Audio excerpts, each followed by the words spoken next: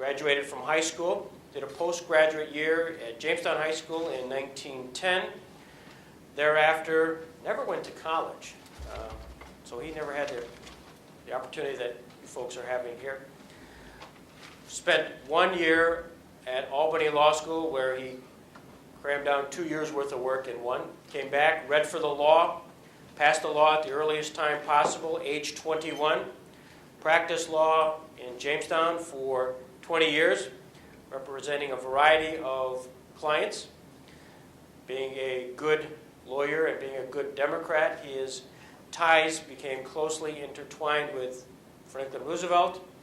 As a result, he rose in the ranks to New York State, and ultimately when Franklin Roosevelt became President Franklin Roosevelt, he found his way to Washington, working for what is now known as the Internal Revenue Service. He became a Solicitor General, Assistant Attorney General, Attorney General. In 1941, he became a Supreme Court Justice, and in 1945 was appointed by President Harry Truman to be the lead counsel at the International Military Tribunal.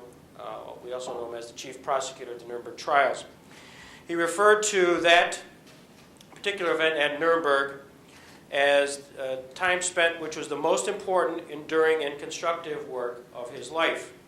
We are thrilled today to have one of those prosecutors who was with Robert Jackson. Henry King, graduate of Yale College and Yale Law School, is the United States Director of the Canada-United States Law Institute, a professor at Case Western Reserve University School of Law, and counsel to the law firm of Squire, Sanders, and Dempsey. Mr. King, as I mentioned, former U.S. prosecutor at the Nuremberg trials, is the author of a book on Nuremberg, defendant Albert Speer, called The Two Worlds of Albert Speer, which we have, and I can tell you there's only 5 copies, I believe, left. They're out in the front. There are no others. So if you're waiting to buy them some other time, don't wait. They're here, and maybe Henry, I'll be your agent, and we'll have a chance to autograph those later on. Okay. In addition, for those, the Jamestown Community College was gracious enough to get some additional copies of Tyranny on Trial. This is a compilation of work authored by Whitney Harris, who will be joining us tomorrow at the Robert Jackson Center at 10:30 a.m. For those who are not only here are welcome to come, the public is welcome to come to a roundtable discussion which will be occurring at that time, of which Henry King will be participating. Henry King's resume is long. He is actively involved in a variety of subjects. He's served as a member of the ABA Task Force on War Crimes in the former Yugoslavia. He's published more than 70 articles on legal subjects, including international business transactions, international arbitration, and Nuremberg-related topics. I had a chance to spend some time with Professor King last night, and I think you're going to really enjoy his talk. At this point, I'd like to introduce Henry King.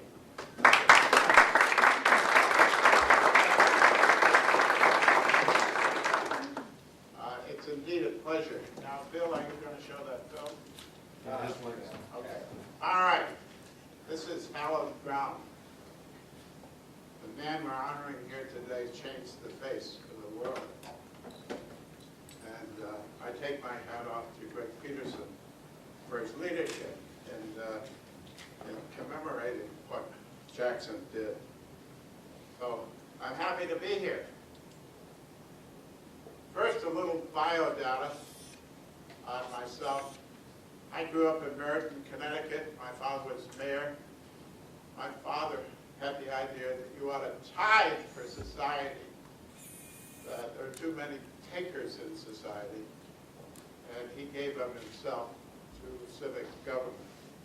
Every Sunday night, we used to discuss the great areas.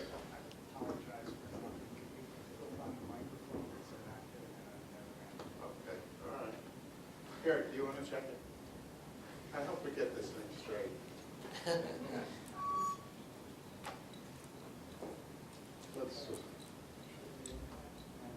Okay. Every Sunday night we discuss the great issues of the day. And one Sunday night in May 1935, my father asked the question, how do you stop wars? My father had been Meriden's wartime mayor, and he was concerned about it. I didn't know the answer. My sister didn't know the answer. My mother didn't know the answer. Having raised the question, my father gave the answer. The answer he gave was, the people don't want wars. It's their leaders. To stop wars, you have to punish the leaders. I thought about that many times afterwards, and largely it was influential in determining my remainder career. Now, graduated from Choate School in Wallingford, Connecticut, Yale College, Yale Law School, went with Milbank, Tweed & Hope, the largest firm around at that time, and I was married at the time. My wife was working in Columbia University. The only time we could get together was on Wednesday nights at 6 p.m. for dinner and trash. So one night I said to Betty, "Hey, what do you do all day?" She said, "I can't tell you." She said, "What do you do all day?" I said, "I take trust documents, I look at them, I write them, I revise them, I delete from them, I add to them." She said, "My God, there's a world out there. We should be part of it." So I thought about that conversation. I didn't know what I could do to satisfy her. And what happened was that I got restless. So I decided to be a big fish in a small puddle instead of a little fish, little tiny fish in a big puddle. And I secured a big job with a small firm. And I invited Ted Fenstermacher, who's from Cortland, my classmate at Yale, to tell him about it, what I had done, this great victory I had. And my wife cooked a very good roast pork dinner. She didn't like to cook, but she did cook on occasion. And sometimes, as you go through life, the telling of an experience is greater than the doing. So this was a crow job, to crow about the victory I had succeeded in achieving. Well, the net result was, after I made my announcement, Ted said, "Well, I hate to upstage you, but I'm joining the U.S. prosecution staff at Nuremberg." Well, my wife wouldn't let me get to bed that night. The following day, I was on the steps of the Pentagon, and it wasn't long thereafter that I was sailing past the Statue of Liberty en route to Nuremberg. Now, I arrived at Nuremberg about 4:30 in the morning in March 1946 in a blinding rainstorm. And so I trudged over through the Bahnhof to the Grand Hotel, and I went to the Grand Hotel. I spent about 2 hours, and the following day I walked to the courthouse. It seemed as though civilization had vanished in Nuremberg. It had been hit by a March 2nd to 3rd British raid, and there was nobody around. People were living in cellars. You couldn't find anybody. And it seemed as though civilization had vanished where there had been great culture. Viet Stas, the famous wood carver, Hans Sachs, the shoemaker poet, the great artists, and the Meistersinger, the original Meistersinger in Nuremberg. As I walked to the courthouse, I got a sense of mission that this couldn't happen again. I was not going to let it. Up to now, I'd been pushed by my wife. She had a needle in my rear end to get on the ship to Nuremberg. But after that, I was my own propulsion. Well, let's back up again a bit and deal with the major issues of Jackson's participation in it. After World War II, you had 56,500,000 killed in World War II, more than all the wars in history put together. And so the question came up, what do you do with the major Nazi war criminals? Joe Stalin said, take 50,000 out and shoot them, the top guys. Winston Churchill favored summary execution. Cordell Hull, the Secretary of State, same thing. Henry Morgan saw the Secretary of Treasury, same thing. But there was a voice of restraint that was exercised, and that was Henry L. Stimson, the Secretary of War. He wanted a trial to determine guilt. And he talked Roosevelt into that position. But Roosevelt died on April 12, 1945, at Warm Springs, Georgia. But on April 13, 1945, Robert Jackson, then Justice Jackson, the Supreme Court, gave a speech before the American Society of International Law in which he said there should be a fair trial. He wanted no part of a drumhead court-martial. He wanted a trial based on the evidence. If you were guilty on the basis of the evidence, you paid the penalty. But if you weren't, you were released from custody. So this attracted the attention of President Harry Truman through his assistant, Justice Rosenman. And on May 2nd, 1945, Jackson was appointed the U.S. representative in the determination with the Allies as to what to do with the major German war criminals. And on June 6, 1945, Jackson delivered a report which is the blueprint for not only Nuremberg, but also the trials that are taking place in the Hague involving criminals in former Yugoslavia, and the trials that are taking place in Tanzania for Uganda crimes. So it's this blueprint that Jackson delivered to President Truman on June 6, which made him the architect of Nuremberg. Now, Jackson felt that the primary problem in the world was crimes against peace. Crimes against peace of the world, aggressive war, violations of treaties. So that was the first set of crimes. He felt they were fundamental crimes. That was Hitler's invasion of Poland, the Saddam Hussein invasion of Kuwait. The second set of crimes were war crimes, crimes against the laws of war, crimes in violation of the Hague and Geneva Conventions. These are the crimes violating the rules of how you conduct warfare against civilians and prisoners of war. For example, the use of prisoners of war in armaments industries used to produce armaments against their native country would be a violation of these rules. The third set of crimes were crimes against humanity, massive crimes against individuals for racial, religious, or political reason. And these are crimes, in a sense, against all humanity. Massive crimes like the final solution involving the extermination, proposed extermination of the Jewish race from the face of the earth. Also, Jackson wanted accountability at all levels.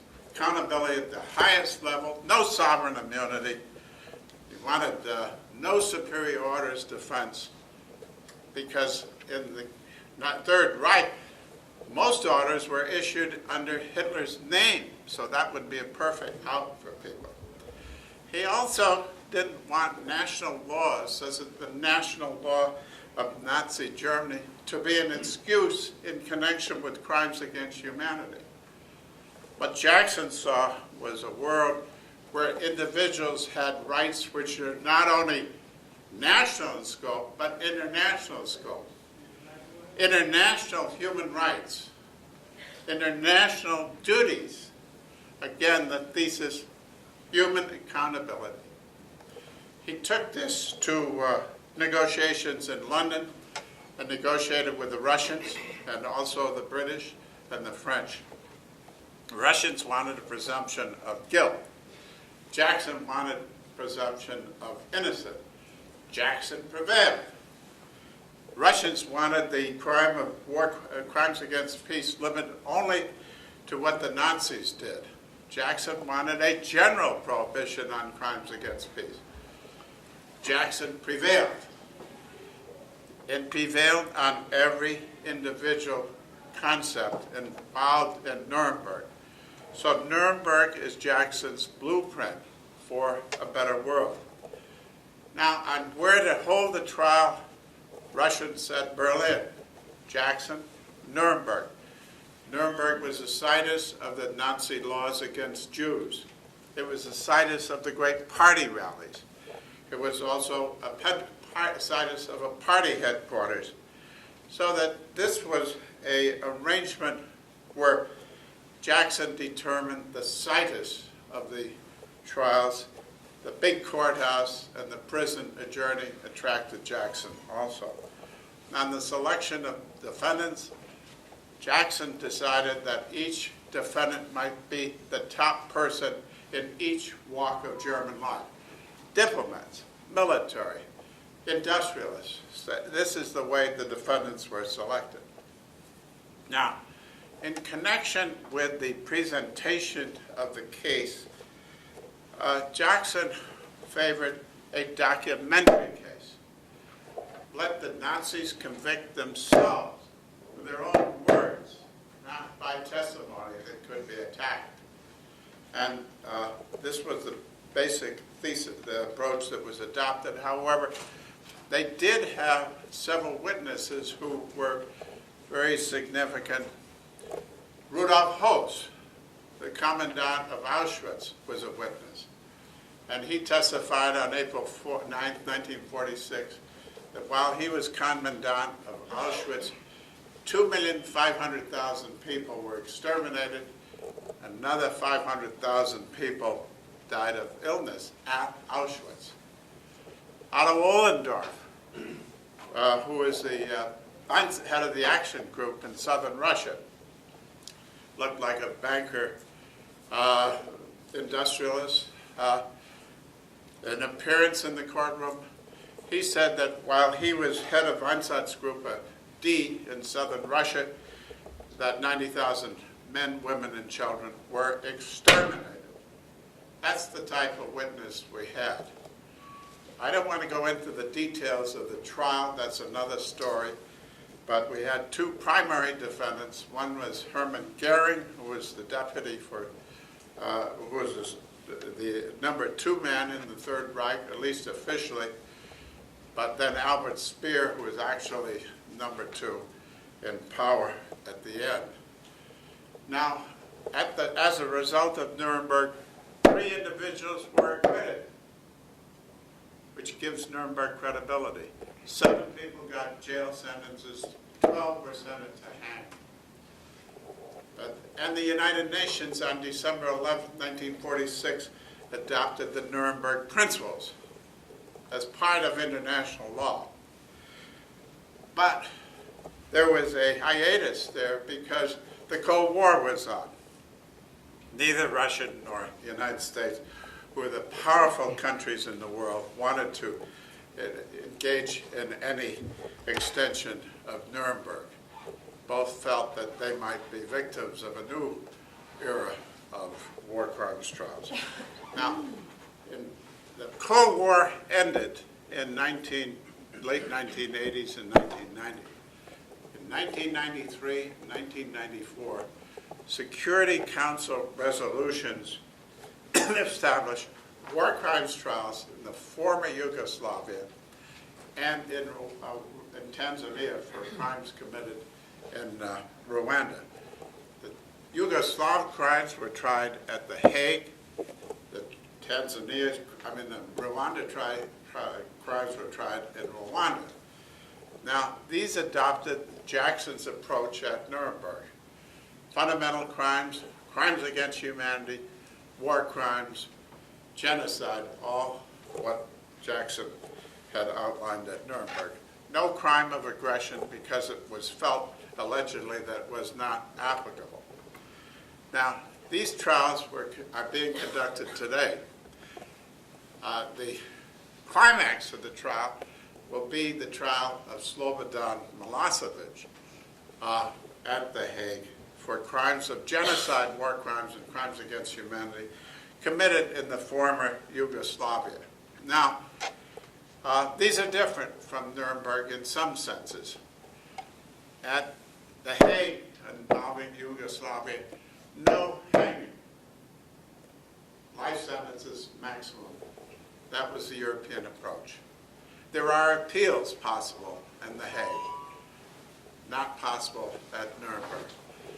Also, at The Hague, one of the points to keep in mind was that an individual could be tried in absentia. Not true at I mentioned Nuremberg. An individual could be tried in absentia at Nuremberg. However, at The Hague, the individual who's a defendant has the right to confront his accusers. So there are differences, but this is a monument to Jackson's vision. However, this trial, these concepts are ad hoc. These trials are limited in time and location. They die when they run out of defendants to try. So there was a need for an American International Criminal Court. And so at the conference in Rome for an International Criminal Court, the nations of the world, with the primary exception of the United States, a statute for a permanent International Criminal Court. One of the things about a criminal court visualized in terms of looking ahead is that this would set forth the crimes that people could anticipate were violative of international law and their punishment. It's a permanent institution.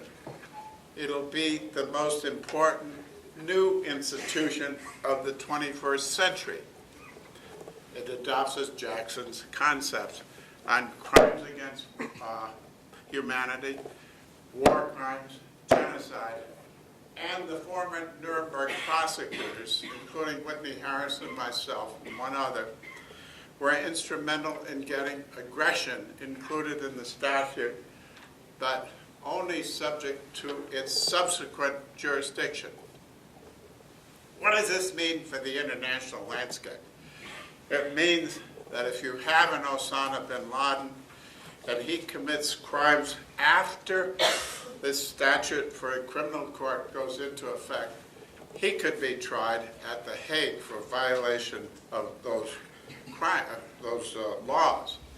The important thing is it should act as a deterrent for future breakers of international law. Also, one feature that's very important is that if the nation involved tries its own, then the international court has no jurisdiction.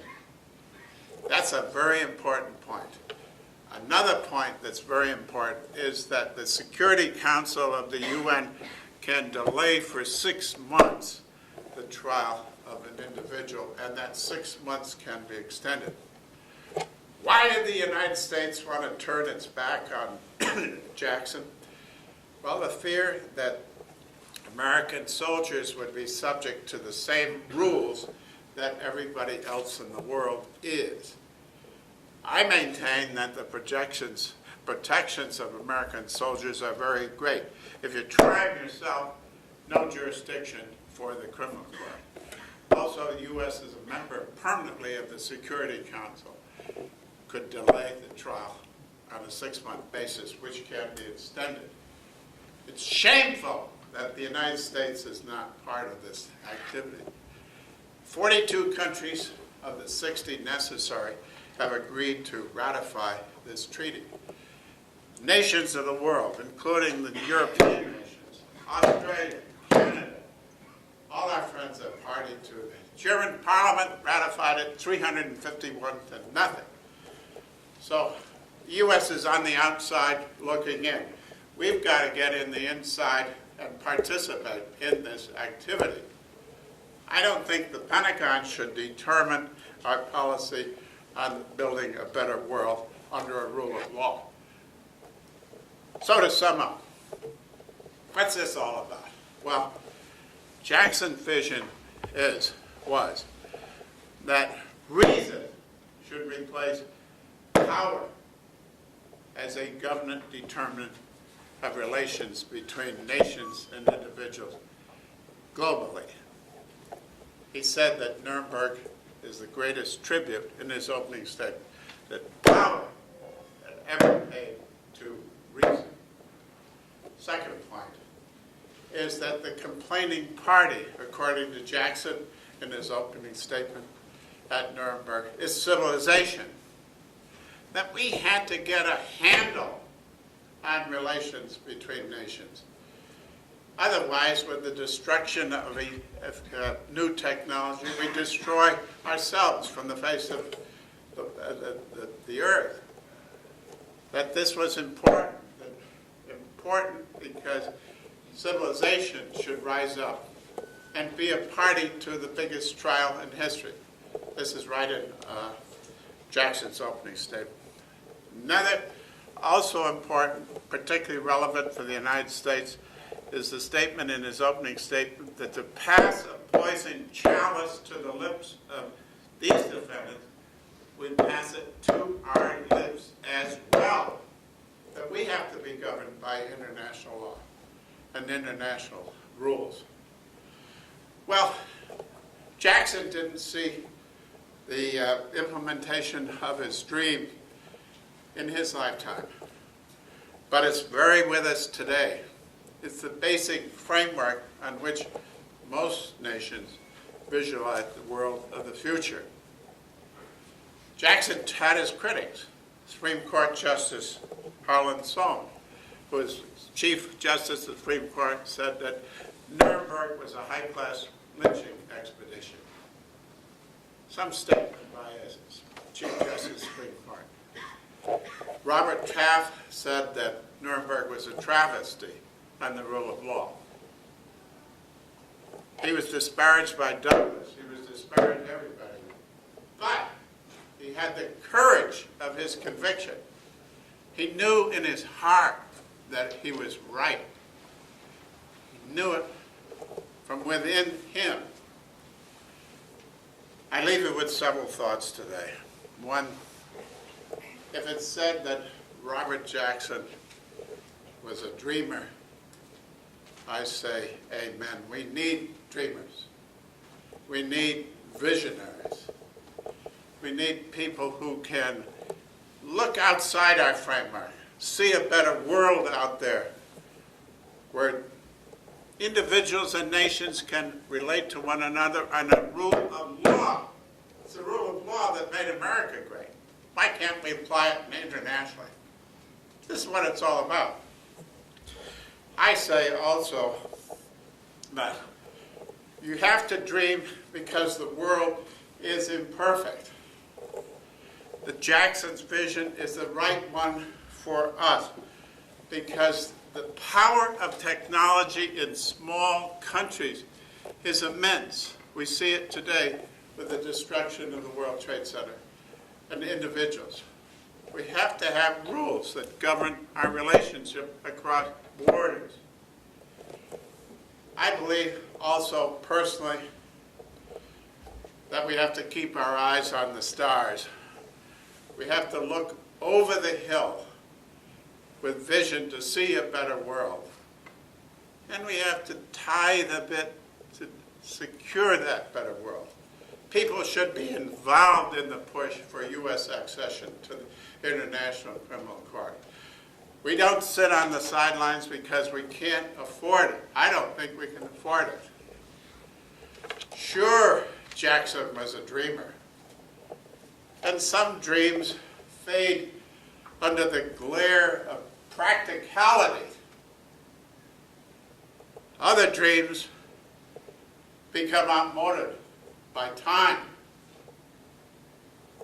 But there are dreams, such as Jackson's, which become the new reality in a world transformed. I think the greatest danger we face is not to dream at all. Thank you.